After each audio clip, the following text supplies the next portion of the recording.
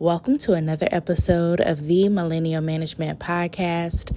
I am your host, Brandi, the Millennial Manager, and today, y'all, make sure you are following the podcast.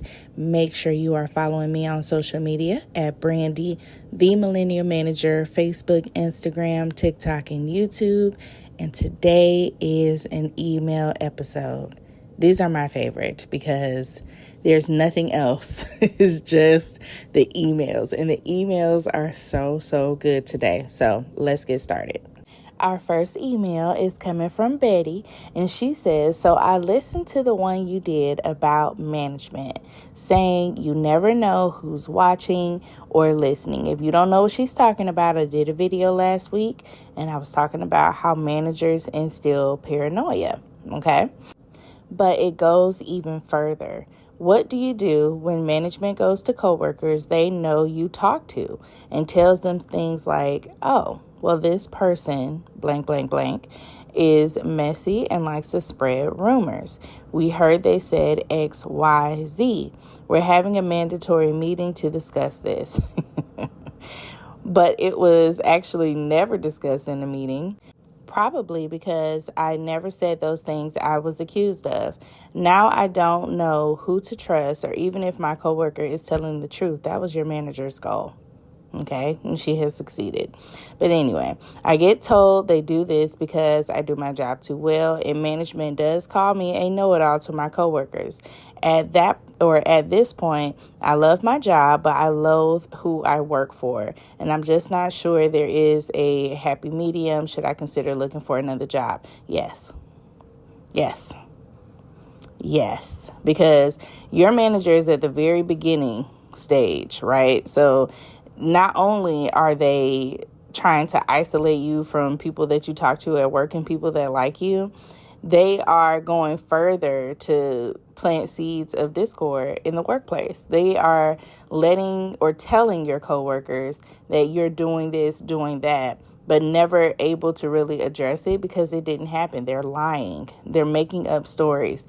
And to me, when you have bad management, they are in control of so much, and you have to really tread lightly with bad management. I definitely would make sure that you're documenting every single thing, that somebody told you this, that this was done, that this was said.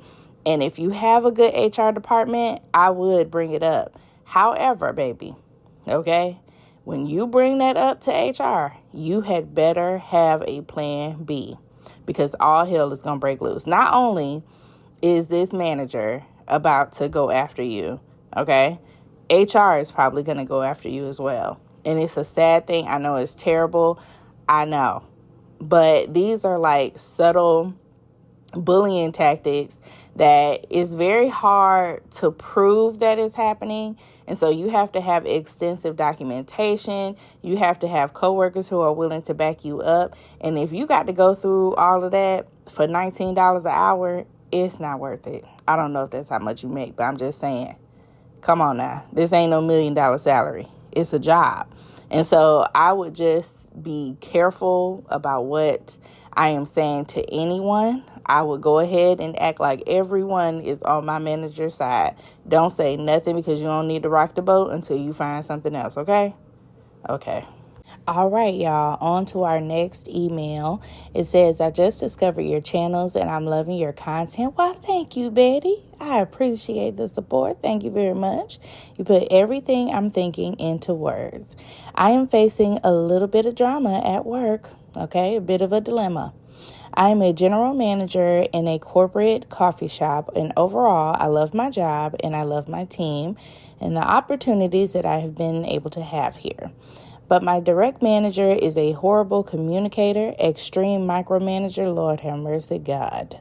He lives in a different state. Okay, so he's like the Wiz or the Wizard. He lives in a different state than my store, so he is almost never physically present in the store, but he is inconsistent with information to a point where if you show him the email receipts, his response is, you must have misunderstood, or sorry you felt that way. You will hear from him every day for a week and then next to nothing for the next week, making it hard to mentally prepare. My coworkers and I have filed a HR complaint a couple weeks ago but was told that it would be a lengthy investigation because of how much was reported. Lord have mercy. My problem is that while I love my job, my boss makes me miserable. I continue to have the same arguments with him to the point where I am torn between wanting to see if there are any changes that can actually be made, or just start looking for a new job. Despite how I would feel guilty for leaving my team and my store behind, I hope that this wasn't too lengthy. No, it was not too lengthy, baby. Let me tell you something, okay?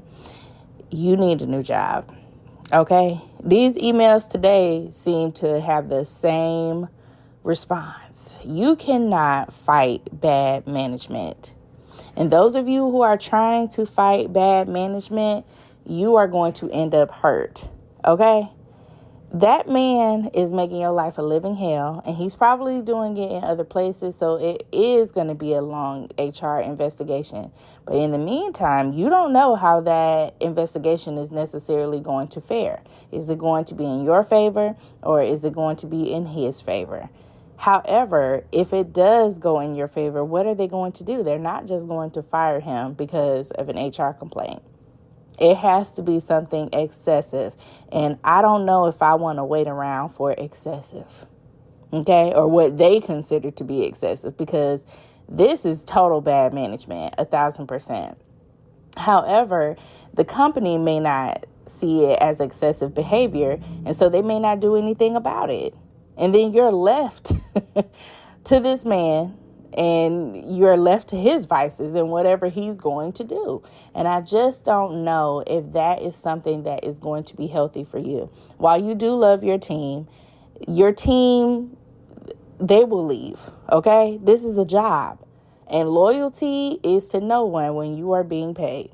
Okay, loyalty is to yourself. Now, while you love them and you care about them because y'all work together every day, and y'all probably work really great together as a team, but it is a job, and it's time for you to move on, babe. Like, I couldn't sit there and just wait on something to happen. You know what he has done. You probably know where this is going to go. And so if you really want to give yourself some peace of mind about it, I would start that process while this is going on. It's going to be lengthy, so you don't know how long lengthy means. Is it 3 months? Is it 6 months? But in that time, you could possibly find something else and find something better, okay? Okay, so for our next email, it is coming from a Betty in management. And it says, I just want to thank you for showing up on my FYP on TikTok. Well, thank you for following and engaging. I appreciate that. I work in social services as a case manager supervisor. I've been doing this for 10 years. I manage a team of 8 who also have their own caseloads. For the last 2 years, I have been completely checked out of work due to medical reasons and just going with the flow, not caring. And one day I realized my team wasn't truly a team, just a bunch of individuals attempting to get the job done and get through the day.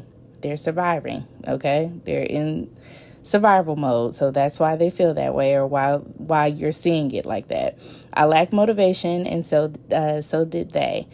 After burning through your podcast over the weekend, I got a little spark back. I love that. I'm smiling at work, communicating better with my team, and I have received positive feedback from my team.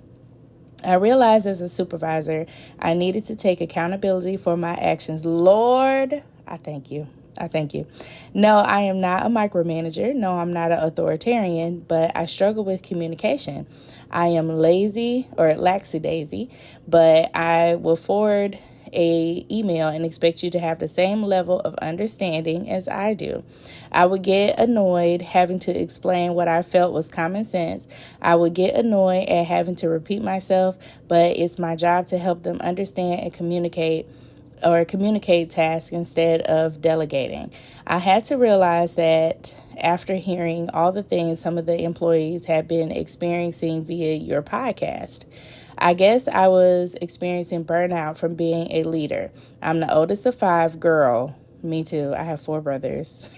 I sympathize as an older sister. A supervisor of 8, a friend and family member that everyone comes to for advice, a wife and a new mom. Well, congratulations, baby. Tired was an understatement. I said all of this to say that we managers are not perfect. We don't know it all and are human just like everyone else. Give us a little grace if deserving, of course, if deserving, because everybody is not deserving. And then she continues to say, anyway, I wanted to let you know you're doing great. I'm a dedicated listener, and so is my husband. He is listening at work now. Oh, my gosh, Betty. I just want to say my heart, first of all, goes out to you because you not only listen to the things that we discuss, but you apply the things that we have been talking about. And that is what makes you a good manager, because you know that you do not have all the answers. You know that you don't have the knowledge to be right all the time. You know that you have shortcomings, and acknowledging those and also building up your team and empowering them is about to be your next step. So while you have kind of fell back into management and woke up, you had that little shake and you feel like you're doing a good job. Now it's time to really empower your team, because they have been surviving. Right? They've been getting through every day, just making it. I just got to make it through this day. And you don't want them feeling like that, because that is a terrible feeling to feel like, oh my God, I got to make it through this. I got to make it through this. Eventually, they're going to get tired of just surviving. They want to thrive. And so working on your communication skills with them and really empowering your team is going to be the most important thing that you do as a manager. So the best way to work on your communication skills, like as a manager, is to actually communicate. I want you to write down your ideas, write down your thoughts. Before you respond to an email, write them out and read them back to yourself and say, does this sound a little condescending? Does this sound a little bit rude?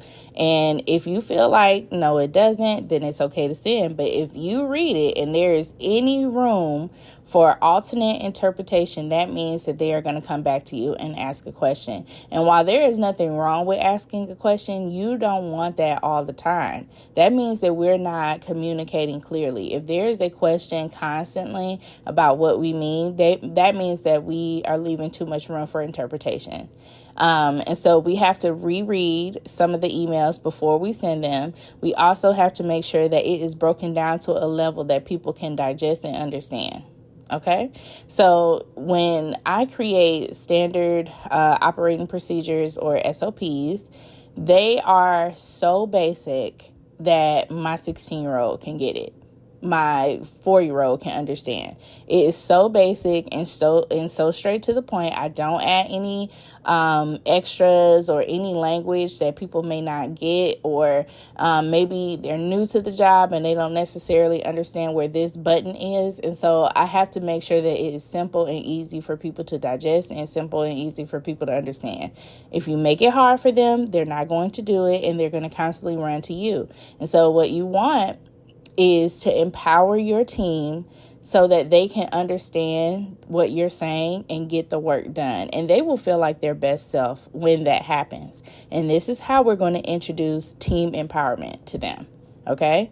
You want them to be able to understand. You want them to be able to take the lead and not depend on you so much.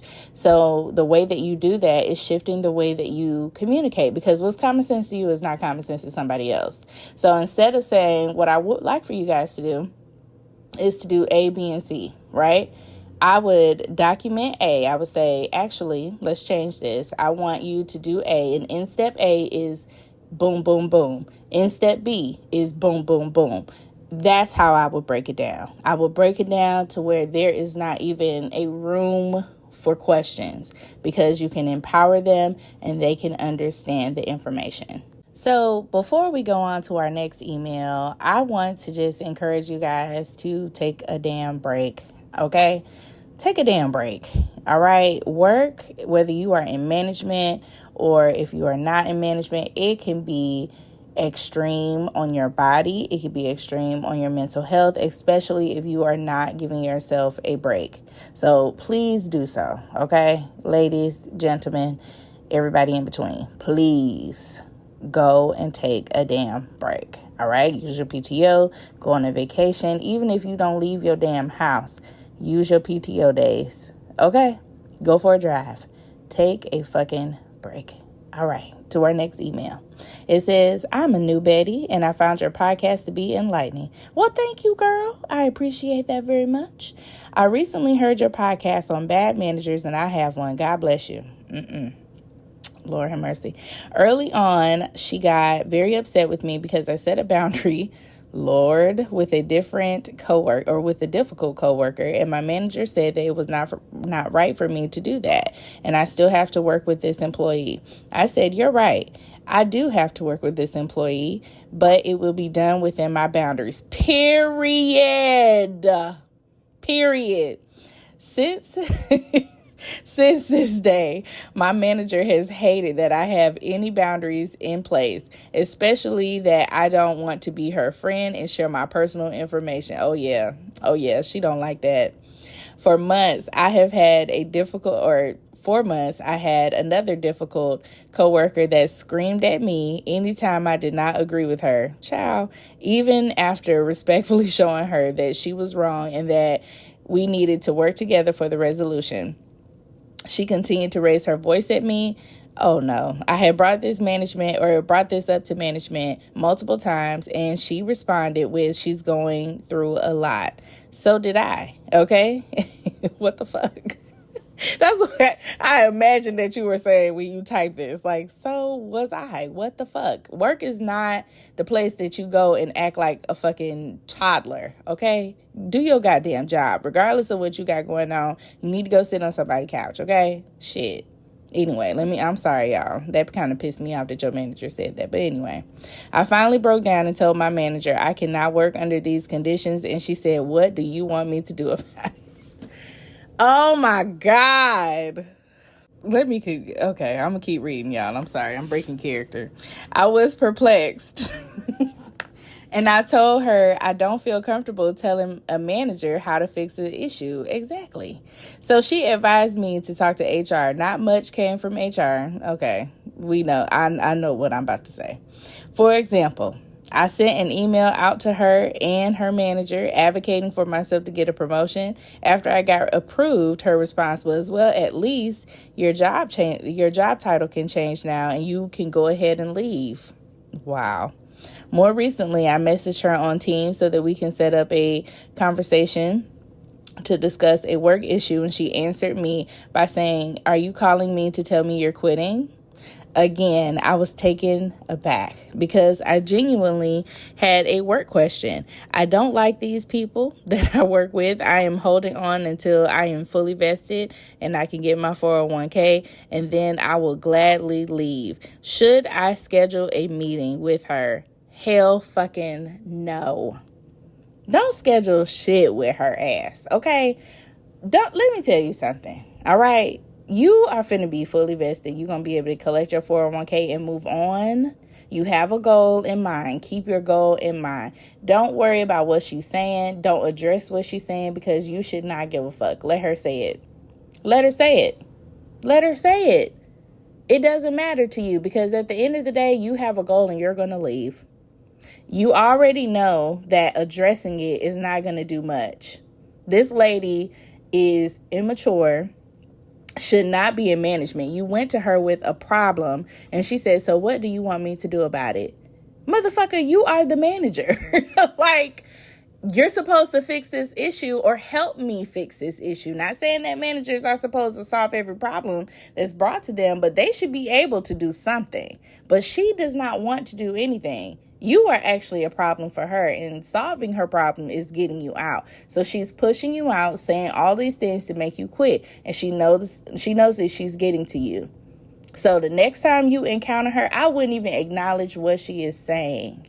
Have a good day. All right. Talk to you later. Bye-bye. Don't even acknowledge her ass because that's what she wants. That's what she wants. And if you don't acknowledge her or acknowledge the bad behavior, it will stop. It will stop. But you cannot let her know that she is bothering you, and you need to hold your head down until you get out. HR ain't shit either. Clearly. God, dog. Oh, my God. This done pissed me out, y'all. I want to talk to your damn manager.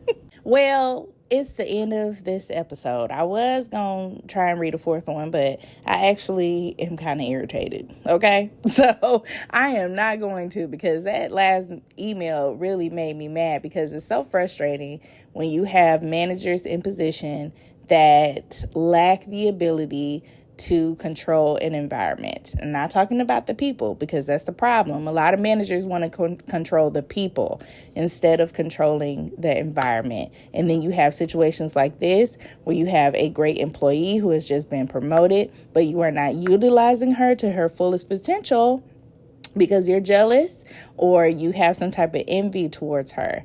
And it is so, so sad. Our second email, our second email was really, really good. I really appreciate the manager in that one, just being able to kind of identify her shortcomings and wanting to empower her team, wanting to improve. And that is what you need. That is what is motivating inside of the workplace.